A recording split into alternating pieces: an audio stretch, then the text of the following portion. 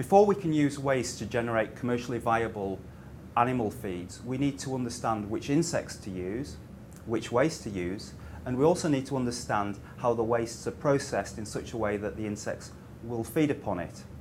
Once we've produced the insects, we then need to understand how to process the insects in such a way that they can be used as a safe animal feed.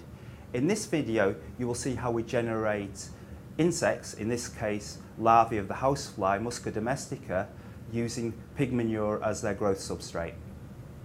These are cages containing 6,000 adult houseflies, Musca domestica.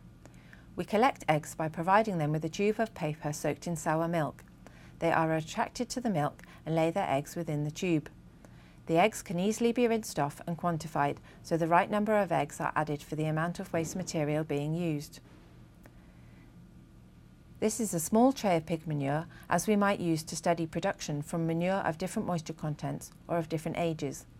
The manure has to be in a thin layer so it doesn't get too dry on top and too wet on the bottom. The eggs are placed on the surface and the tray is covered. The trays are kept warm so the larvae develop quickly.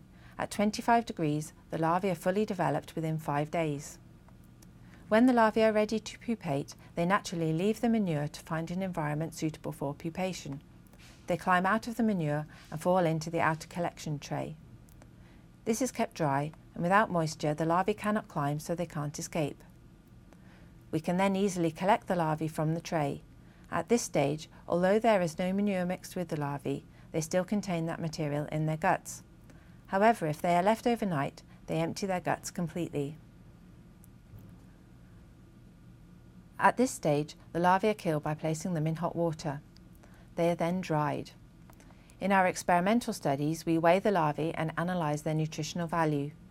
We then compare the productivity from trays set up in different ways and use the best methods to do further work at a larger scale.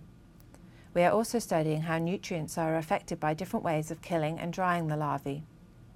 For animal feed, these dry larvae can be used whole, ground into a meal, or the oil and protein can be extracted from them. The products can be incorporated into pellets in place of soy or fish meal. The leftover manure can be used as a fertiliser. Here we have used the meal to make some food balls which we feed to our ornamental fish. Partners in the PROteINSECT project are studying how fly larvae can be used in aquaculture and in pig and poultry feed. We are working in Europe, Africa and China to develop systems to meet local needs. Further information is available on our website. We are conducting a survey of opinions on use of insects for animal feed. Let us know what you think.